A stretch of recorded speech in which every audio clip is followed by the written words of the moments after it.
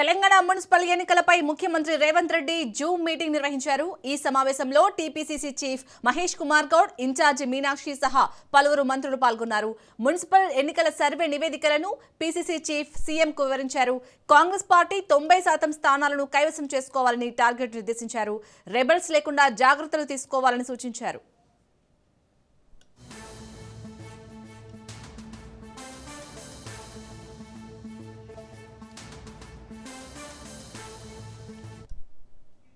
ఇక తెలంగాణ మున్సిపల్ ఎన్నికలపై అయితే కాంగ్రెస్ ఫోకస్ పెట్టింది. దీనికి సంబంధించి పూర్తి డీటెయిల్స్ ని మా బ్యూరో చీఫ్ రాజరెడ్డి అందిస్తారు. రాజరెడ్డి, ఈ జూమ్ మీటింగ్ లో ముఖ్యమంత్రి రేవంత్ రెడ్డి ఎలాంటి నాయకులకు కానీ అక్కడ అధికారులకు కానీ ఎలాంటి దిశానిర్దేశం చేశారు ఎన్నికలకు సంబంధించి? ముఖ్యమంత్రి రేవంత్ రెడ్డి విదేశీ పర్యటన ఉన్నటువంటి నేపథ్యంలో జూమ్ మీటింగ్ నిర్వహించారు. ఈ యొక్క జూమ్ మీటింగ్లో పీసీసీ అధ్యక్షుడు, అదేవిధంగా కాంగ్రెస్ వ్యవహారాల ఇన్ఛార్జ్ మీనాక్షి నటరాజన్తో పాటు మంత్రులు పాల్గొన్నారు. ముఖ్యంగా మున్సిపల్ ఎన్నికల్లో అనుసరించవలసినటువంటి వ్యూహం పైన కూడా చర్చించారు. అసలు తెలంగాణలో మున్సిపల్ ఎన్నికల్లో వాతావరణం ఎట్లా ఉంది, ఎన్ని నామినేషన్లు దాఖలయ్యాయి, కాంగ్రెస్లో ఉన్నటువంటి వాళ్ళు రెబల్స్ ఏ మున్సిపాలిటీలో ఎక్కువగా ఉన్నారు అనేది కూడా పూర్తిగా ఆరాధించినట్టు తెలుస్తుంది. ముఖ్యంగా చూసుకున్నట్టయితే మంత్రులకు ఇప్పటికే ఇన్ఛార్జీలుగా కూడా ఆ బాధ్యతలు అప్పచెప్పారు. ఈ యొక్క నేపథ్యంలో గెలుపు ప్రామాణికంగానే మున్సిపల్ ఎన్నికలకు వల్ల దాదాపు 90% స్థానాలను మున్సిపల్ స్థానాలను కైవసం చేసుకోవాలనేది కూడా దిశానిర్దేశం చేసినట్టు తెలుస్తుంది. అయితే మున్సిపల్ ఎన్నికల్లో గెలవాలంటే ఓవైపు అభివృద్ధి సంక్షేమం ఏం చేశాము ఈ 2 సంవత్సరాల్లో ప్రజలకు వివరిస్తూ, అంతేకాకుండా ఇప్పుడు మున్సిపల్ ఎన్నికల్లో నామినేషన్లు ఎక్కువగా వేశారు కాబట్టి కాంగ్రెస్ పార్టీలో ఉన్నటువంటి అధికారంలో ఉన్నటువంటి నేపథ్యంలో పోటీతత్వం ఎక్కువగా ఉంటుంది కాబట్టి ఖచ్చితంగా టికెట్ ఆశించే వారంతా కూడా నామినేషన్స్ చేస్తారు. అయితే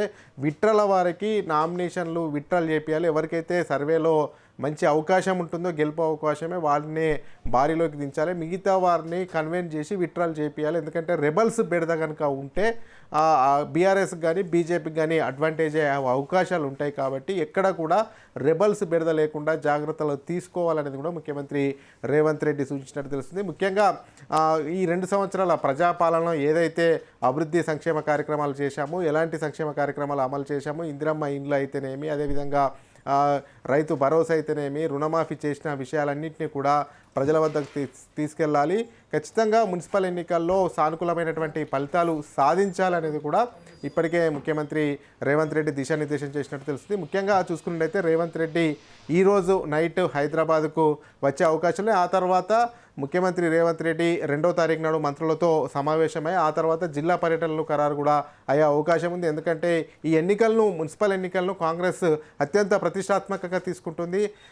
కాంగ్రెస్ అధికారంలోకి వచ్చిన తర్వాత గ్రామ పంచాయతీ సర్పంచ్ ఎన్నికలు అయ్యాయి. ఆ తర్వాత ఇప్పుడు మున్సిపాలిటీ ఎన్నికల్లో కూడా ఘన విజయం సాధిస్తే ఓ పక్క గ్రామీణ ప్రాంతంలో కూడా పార్టీ బలోపేతం ఉందని సర్పంచ్ ఎన్నికలు నిరూపించారు. అదేవిధంగా ఇప్పుడు కూడా మున్సిపాలిటీలో కూడా అత్యధిక సీట్లు సాధిస్తే ఇటు అర్బన్ ప్రాంతంలో కూడా కాంగ్రెస్ పట్టుంది అనేది కూడా ఒక ప్రజలకు సంకేతాలు పంపచ్చు. తద్వారా ప్రభుత్వం పైన మంచి సానుకూల వాతావరణం ఏర్పడుతుంది. అదేవిధంగా ప్రభుత్వం 2 సంవత్సరాల పాలన కూడా విజయవంతమైనట్టు ఉంటుందనేది కూడా కాంగ్రెస్ లెక్కలు వేసుకుంటుంది. ఈ యొక్క నేపథ్యంలో ఎట్టి పరిస్థితుల్లో మున్సిపాలిటీలో ఏమైనా లోపాలు ఉన్నా ఎక్కడికక్కడ సమన్వయం చేసే బాధ్యతలను కూడా మంత్రులకు అప్పగించారు. ఏ పార్లమెంటు పరిధిలో ఉన్నటువంటి మంత్రులకు ఇన్ఛార్జీలు అప్పచెప్పారు. ఆ పార్లమెంటు పరిధిలో పూర్తి బాధ్యతలు వాళ్ళే తీసుకోవాలనేది కూడా ముఖ్యమంత్రి సూచించినట్టు తెలుస్తుంది. మొత్తానికి మున్సిపల్ ఎన్నికలను కాంగ్రెస్ చాలా సీరియస్గా తీసుకుంటుంది, అత్యంత ప్రతిష్టాత్మకంగా తీసుకుంటుందని చెప్పుకోవచ్చు. రాజరెడ్డి, మరి మున్సిపల్ ఎన్నికలు ఫిబ్రవరి 11న జరగబోతున్నాయి. సో ఆలోపు కూడా ప్రజల్లోకి ఎలాంటి అంశాలను తీసుకెళ్లే అవకాశం ఉంది కాంగ్రెస్ పార్టీ? అంటే ఖచ్చితంగా కాంగ్రెస్ పార్టీ ఇప్పుడు అధికారం ఉంది. 2 సంవత్సరాలు చేసినటువంటి అభివృద్ధి సంక్షేమ కార్యక్రమాలు ఒకవైపు తీసుకెళ్తూ, మరోవైపు 10 సంవత్సరాల్లో బీఆర్ఎస్ ఏం చేసింది, ప్రజలకు ఏం చేయలేదు కాబట్టి బీఆర్ఎస్ ప్రతిపక్షంలోకి వెళ్ళింది. ఓవైపు కాంగ్రెస్ అభివృద్ధిని చూడండి, మరోవైపు బీఆర్ఎస్ 10 సంవత్సరాల్లో పాలనలో ఏం అందించలేకపోయింది అనేది ఒకటెత్తు. మరోవైపు కేంద్ర ప్రభుత్వం నుంచి కూడా పెద్ద ఎత్తున నిధులు రావట్లేదు. కేంద్రము తెలంగాణకు మొండి చూపిస్తుంది కాబట్టి రాష్ట్రంలో అధికారంలో కాంగ్రెసే ఉంది. మున్సిపాలిటీలో కూడా కాంగ్రెస్నే గెలిపించుకుంటే మళ్ళీ అభివృద్ధి అనేది శరవేగంగా జరుగుతుంది అనేది కూడా ప్రజల్లోకి తీసుకెళ్లే అవకాశాలు అయితే కనబడతా ఉన్నాయి. Shalini, right, thank you Rajareddy.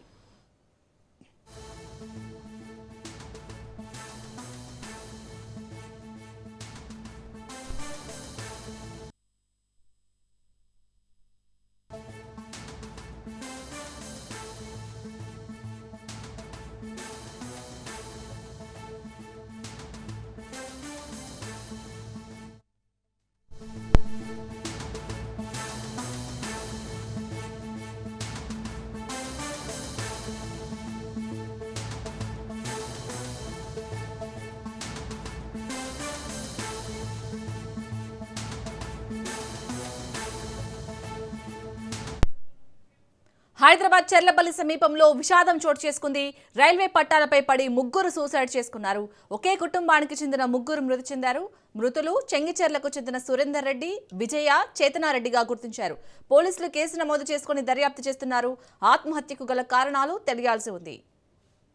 Hyderabad Cherlapally సమీపంలో విషాదం చోటు చేసుకుంది. రైల్వే పట్టాలపై పడి ముగ్గురు సూసైడ్ చేసుకున్నారు. ఒకే కుటుంబానికి చెందిన ముగ్గురు మృతి చెందారు. మృతులు చెంగిచెర్లకు చెందిన సురేందర్ రెడ్డి, విజయ, చేతనారెడ్డిగా గుర్తించారు. పోలీసులు కేసు నమోదు చేసుకుని దర్యాప్తు చేస్తున్నారు. ఆత్మహత్యకు గల కారణాలు తెలియాల్సి ఉంది.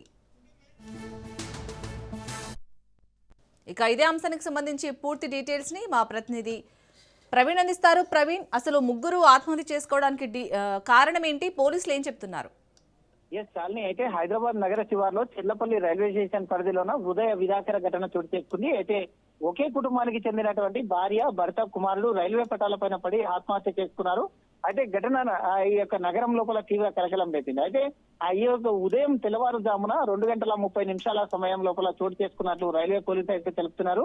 చెర్లపల్లి రైల్వే స్టేషన్ సమీపంలోని ఎంఎంటీఎస్ లైన్ ట్రాక్ మధ్యలో ముగ్గురు వ్యక్తుల మృతదేహాలు పడి ఉన్నట్టుగా స్థానికులు గుర్తించి హుటాహుటిన పోలీసులకు సమాచారం అందించారు. సమాచారం అందుకున్నటువంటి రైల్వే పోలీసులు ఘటనా స్థలానికి చేరుకొని పరిశీలించారు. రైలు ఢీకొని ముగ్గురు అక్కడికక్కడే మృతి చెందినట్లు ప్రాథమికంగా నిర్ధారించారు. అనంతరం మృతదేహాలను పోస్ట్ మార్టం నిమిత్తం గాంధీ ఆసుపత్రికి తరలించి పోలీసుల విచారణలో మృతులు చెంగిచెర్లకు చెందినటువంటి వారుగా గుర్తించారు. అయితే ఆ మృతులందరూ కూడా సురేందర్ రెడ్డి, విజయ, చేతన రెడ్డి కుమారుడిగా చెప్తున్నారు. ఒకే కుటుంబానికి చెందినటువంటి ముగ్గురు ఒకేసారి ఆత్మహత్యకు పాల్పడడం పలు అనుమానాలకు కూడా తావిస్తుంది. కుటుంబ సభ్యులు తీవ్ర మానసిక ఒత్తిడికి లోనే ఈ నిర్ణయం తీసుకున్నారా, లేక ఇతర కారణాలు ఏమైనా ఉన్నాయా అనే కోణం లోపల పోలీసులు దర్యాప్తు చేపట్టారు. ఘటనకు గల అసలు కారణం ఇంకా తెలియాల్సి ఉంది. పోలీసు అయితే మృతుల బంధువులు, స్నేహితులు విచారించడంతో పాటు కుటుంబ సభ్యుల నేపథ్యం, ఆర్థిక పరిస్థితులు, వ్యక్తిగత సమస్యల సమాచారం కూడా పోలీసులు సేకరిస్తున్నారు.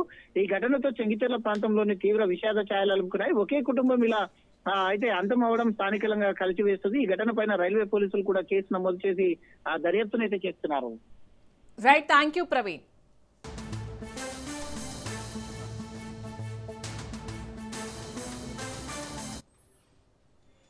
ఫోన్ ట్యాపింగ్ కేసులో ఉత్కంఠ కొనసాగుతోంది.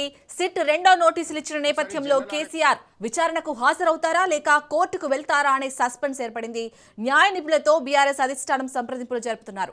కోర్టుకు వెళ్లే ఆలోచనలో మాజీ సీఎం కేసీఆర్ ఉన్నట్లు సమాచారం. నేడు నోటీసుపై క్లారిటీ వచ్చే అవకాశం ఉంది.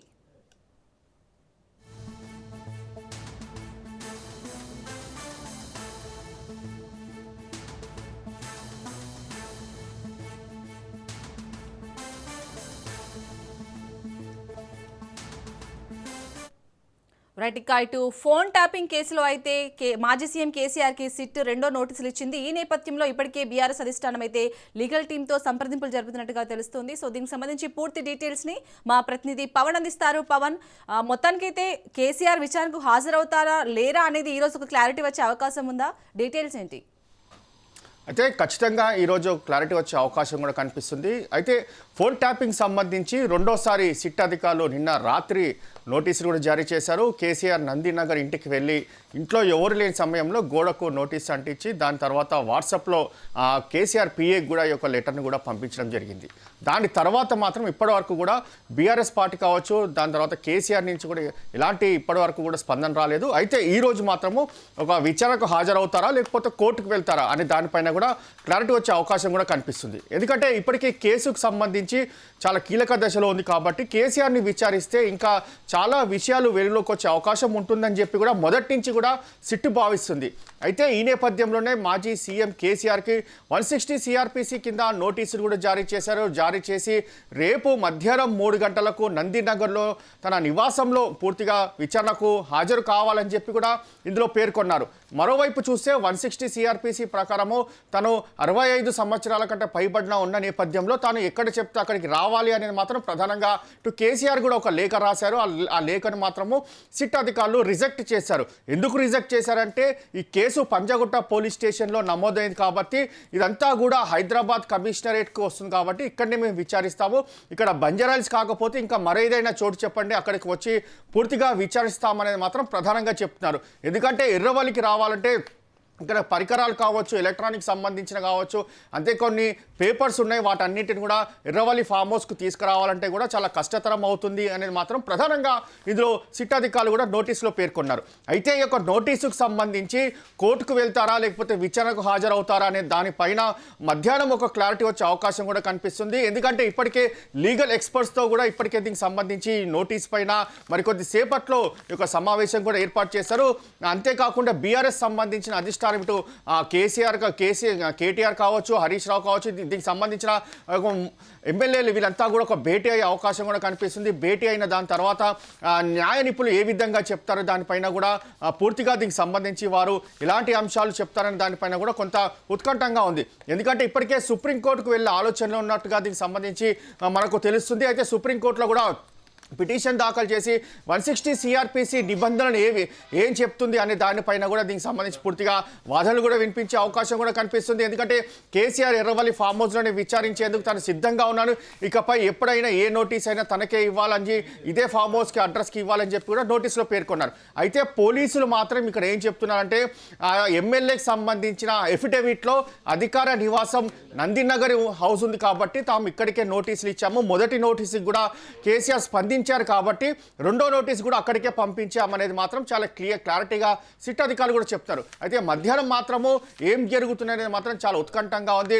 అయితే కోర్టుకు వెళ్తే మాత్రం దీనికి సంబంధించి ఏ విధంగా యొక్క విచారణ కొనసాగుతుంది, దాని తర్వాత ఏ విధంగా న్యాయ నిపుణులు దీనికి సంబంధించి సూచనలు జారీ చేస్తారనేది మాత్రం కొంత క్లారిటీ వచ్చే అవకాశం కూడా కనిపిస్తుంది. పవన్, మీరన్నట్టు కనుక ఒకవేళ బీఆర్ఎస్ కోర్టుకు కనుక వెళ్తే ఈ ఫోన్ ట్యాపింగ్ కేసుకు సంబంధించి విచారణ ఎలా ఉండబోతుంది అనుకోవచ్చు, ఎలాంటి మలుపులు తిప్పే అవకాశం ఉంది? అయితే కోర్టుకు వెళ్తే మాత్రం కేసీఆర్ పూర్తిగా దీనికి సంబంధించి ఫోన్ ట్యాపింగ్లో తనకు నోటీసులు వచ్చింది, తను పూర్తిగా ఫోన్ ట్యాపింగ్ సంబంధించి విచారణకు సహకరిస్తానని మాత్రం ప్రధానంగా మొదటి నోటీస్ తీసుకున్నప్పటి నుంచి కూడా ఇదే తరహాలో కూడా స్పందించారు. మరోవైపు చూస్తే తాను ఎర్రవల్లిలో తాను పూర్తిగా విచారణకు తాను ఉంటానని చెప్పి కూడా ఒక లేఖలో కూడా పేర్కొన్నారు. ఆ లేఖకు సంబంధించిన నేపథ్యంలోనూ కోర్టు కూడా సమర్పిస్తారు. ఎందుకంటే 160 సిఆర్పిసి నేపథ్యంలో 65 సంవత్సరాలు పైబడి ఉన్నాను కాబట్టి తను ఎక్కడ చెప్తే అక్కడికి రావాలి అనేది మాత్రం ప్రధానంగా దీనికి సంబంధించి అక్కడ యొక్క విచారణ కూడా పూర్తిగా దీనికి సంబంధించి పేర్కొంటారు. మరోవైపు గతంలో జరిగిన ఒక 160 సిఆర్పిసి ఏపీ ఆంధ్రప్రదేశ్లో ఒక కేసుకు సంబంధించిన విషయంలో కూడా కోర్టుకు వెళ్తే తను ఎక్కడ విచారించాలో అక్కడ పూర్తిగా పోలీసులు కూడా హాజరై అక్కడ విచారణకు ఎదుర్కోవాలని మాత్రం ప్రధానంగా ఒక జడ్జిమెంట్ ఇచ్చిన నేపథ్యంలో ఆ జడ్జిమెంట్ ప్రకారమే దీనికి సంబంధించి పూర్తిగా యొక్క సుప్రీంకోర్టులో కూడా వాదనలు వినిపించే అవకాశం కూడా కనిపిస్తుంది. ఎందుకంటే ఇప్పటికే ప్రభాకర్ రావు కూడా సుప్రీంకోర్టును ఆశ్రయించారు. తన బెయిల్ కావచ్చు, ఈ యొక్క కేసుకు సంబంధించిన ట్రయల్స్ అంతా కూడా సుప్రీంకోర్టులోనే నడుస్తుంది కాబట్టి సుప్రీంకోర్టుకే కేసీఆర్ వెళ్ళే ఆలోచనలు మాత్రం చాలా క్లారిటీగా ఉంది. ఇప్పటికే లీగల్ ఎక్స్పర్ట్స్ కూడా ఇప్పటికే దీనికి సంబంధించి కోర్టులో మన ఢిల్లీలో ఉన్నారు సుప్రీంకోర్టు దగ్గర. ఎప్పుడైనా పిటిషన్ కూడా దాఖలు చేసే అవకాశం కూడా కనిపిస్తుంది. అక్కడ మాత్రము ఢిల్లీలో యొక్క పిటిషన్ దాఖలు చేస్తే మాత్రం వాదనలు ఏ విధంగా కొనసాగుతాయి అనేది మాత్రం చాలా ఉత్కంఠంగా కనిపించే అవకాశం కూడా కనిపిస్తుంది. Right, thank you Pawan.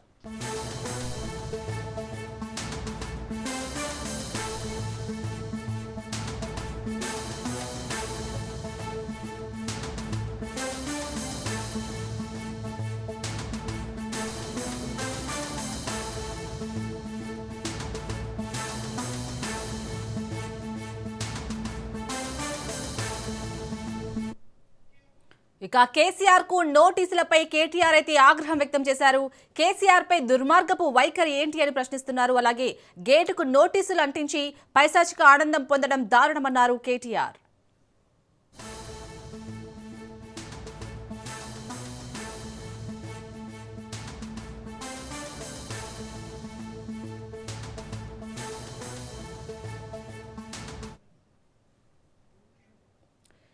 KCR కు నోటీసులపై కేటీఆర్ ఆగ్రహం వ్యక్తం చేస్తున్నారు.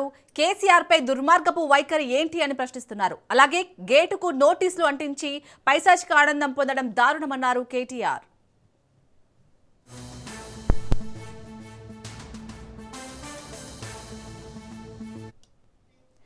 ఇక కేసీఆర్ కి అయితే నోటీసులు ఇచ్చిన తీరుపై అయితే ఆగ్రహం వ్యక్తం చేశారు కేటీఆర్. దీనికి సంబంధించి పూర్తి డీటెయిల్స్ ని మా ప్రతినిధి సైదులు అందిస్తారు. సైదులు. ఫోన్ ట్యాపింగ్ కేసులో రెండోసారి సిట్ అధికారులు కేసీఆర్కి నిన్న నందినగర్ వచ్చి అక్కడ సిబ్బందికి నోటీసులు ఇచ్చి ఇంటికి నోటీసులు అంటించడంపై BRS working president KTR X వేదికగా ఆయన కొద్దిసేపటి క్రితమే స్పందించారు. ఎక్స్ వేదికగా రాష్ట్ర ప్రభుత్వాన్ని, రేవంత్ రెడ్డిని, పోలీసుల అధికారుల తీరును ఆయన ప్రశ్నించారు. ఎందుకంటే తెలంగాణ సాధకుడు, మాజీ ముఖ్యమంత్రి, 10 ఏళ్ల పాటు తెలంగాణ రాష్ట్ర ముఖ్యమంత్రిగా పనిచేసినటువంటి వ్యక్తి. ఆయన ఎక్కడ ఉంటున్నారో మొదటిసారి సిట్ అధికారులు నోటీసులు ఇచ్చినట్టు చాలా స్పష్టంగా చెప్పారు. ఎర్రవల్లి వ్యవసాయ క్షేత్రంలో, సిద్దిపేట జిల్లాలో ఉన్నటువంటి మర్కూక్ మండలం ఎర్రవల్లిలో వ్యవసాయ క్షేత్రంలో నేను ఉంటున్నానని చెప్పినప్పటికి కూడా ఒక దుర్మార్గపు ఆలోచనతో, అత్యుత్సాహంతో పోలీసులు నిన్న బంజారా హిల్స్లో ఉన్నటువంటి నందినగర్ నివాసానికి వచ్చి అక్కడ నోటీసులు ఇంటికి అంటించి అక్కడ ఉన్నటువంటి సిబ్బందికి నోటీసులు ఇవ్వడం ఎంతవరకు సబబు అని చెప్పేసి కూడా ఆయన ఎక్స్ వేదికగా ఈ యొక్క సిట్ అధికారులు తీరుని ఆయన ప్రశ్నించారు. ఇప్పుడే సుప్రీంకోర్టు ఇచ్చినటువంటి ఆదేశాలు, ముఖ్యంగా 65 ఏళ్ళు పైబడిన వారిని, ముఖ్యంగా ఎక్కడైతే వాళ్ళు నివాసం ఉంటారో అక్కడికే వెళ్ళి 160 సిఆర్పిసి కింద నోటీసులు జారీ చేసినప్పుడు నేరుగా వాళ్ళు ఉన్న ప్లేస్కి వెళ్ళి విచారణ చేయాలని చెప్పినప్పటికి కూడా తాను నందినగర్లో ఉండడం లేదని చాలా స్పష్టంగా చెప్పినప్పటికి కూడా ఎవరు లేనిది చూసి నేరుగా ఇంటికి వెళ్ళి ఆ ఇంటికి ఈ విధంగా నోటీసులు అంటించడం ఎంతవరకు కరెక్టు? పోలీసుల తీరుని ప్రజలు గమనిస్తున్నారు. రాష్ట్ర ప్రభుత్వం అత్యుత్సాహాన్ని ప్రజలు గమనిస్తున్నారు. ఎవరి ఆదేశాలతోటి ఈ విధంగా ఈ విధంగా వాళ్ళు వ్యాఖ్యలు ఉన్నది అనే దానిపైన కూడా ఖచ్చితంగా సరైన సమయంలో తగిన బుద్ధి ప్రజలే చెప్తారని చెప్పేసి కూడా ఆయన వెక్స్ వేదికగా ప్రశ్నించారు. చట్టం మీద, న్యాయం మీద, ధర్మం మీద మాకు గౌరవం ఉంది కాబట్టి ఖచ్చితంగా మేము న్యాయస్థానాలను ఆశ్రయిస్తాం. చట్టం అంటే మాకు గౌరవం ఉంది కాబట్టి ప్రతిదీ కూడా మేము గౌరవిస్తాం. కానీ ఇందుకు ఈ విధంగా అక్రమ కేసులు పెట్టి ఈ విధంగా నోటీసులు జారీ చేసి ఎవరు లేని సమయంలో ఇంటికి వచ్చి ఇంటికి నోటీసులు ఏ విధంగా, ఒక మాజీ ముఖ్యమంత్రి ఇంటికి నోటీసులు ఏ విధంగా అంటిస్తారని చెప్పేసి కూడా ఆయన ఎక్స్ వేదికగా ప్రశ్నించడం జరిగింది. ఎన్ని ఏదింపులకు పాల్పడినా సరే ఖచ్చితంగా ప్రజలన్నీ కూడా గమనిస్తున్నారు కాబట్టి తగిన సమయంలో తగిన బుద్ధి చెప్పేందుకు, ప్రజలే తగిన బుద్ధి చెప్పేందుకు సిద్ధంగా ఉంటారని చెప్పేసి కూడా ఆయన చెప్పడం జరిగింది.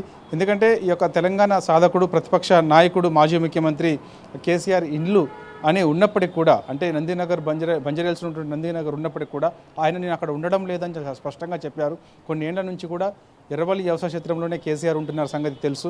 ఆల్రెడీ మొదటిసారి సిట్ అధికారులు నోటీసులు జారీ చేసినప్పుడు ఆయన రిప్లై ఇచ్చి ప్రత్యేకించి ఆ అంశాన్ని కూడా పొందుపరిచారు. నేను ఎర్రవల్లి వ్యవసాయ క్షేత్రంలోనే ఉంటున్నాను, ఒకవేళ విచారణ చేయదలుచుకుంటే ఎర్రవల్లి వ్యవసాయ క్షేత్రానికి రండి, అక్కడ విచారణ చేయండి, నేను సహకరిస్తానని చాలా స్పష్టంగా సిట్ అధికారులకి రిప్లై ఇచ్చినప్పుడు చెప్పినప్పటికీ కూడా కావాలని నేను నందినగర్ వచ్చారు, నందినగర్లో ఎవరు లేని సమయంలో వచ్చారు, దాదాపుగా రాత్రి 9 గంటల సమయంలో వచ్చి అక్కడ నోటీసులు ఇంటికి అంటించడం ఎంతవరకు కరెక్టు? ప్రజలు అన్ని కూడా గమనిస్తూనే ఉన్నారు. సరైన సమయంలో తగిన బుద్ధి ప్రజలు చెప్తారని చెప్పేసి కూడా ఎక్స్ వేదికగా రెండోసారి కేసీఆర్కు సిట్ అధికారులు నోటీసులు ఇచ్చిన దానిపైన కూడా ఎక్స్ వేదికగా బీఆర్ఎస్ వర్కింగ్ ప్రెసిడెంట్ కేటీఆర్ స్పందిస్తూ ఈ విధంగా వ్యాఖ్యానించారు. Right, thank you Saidulu.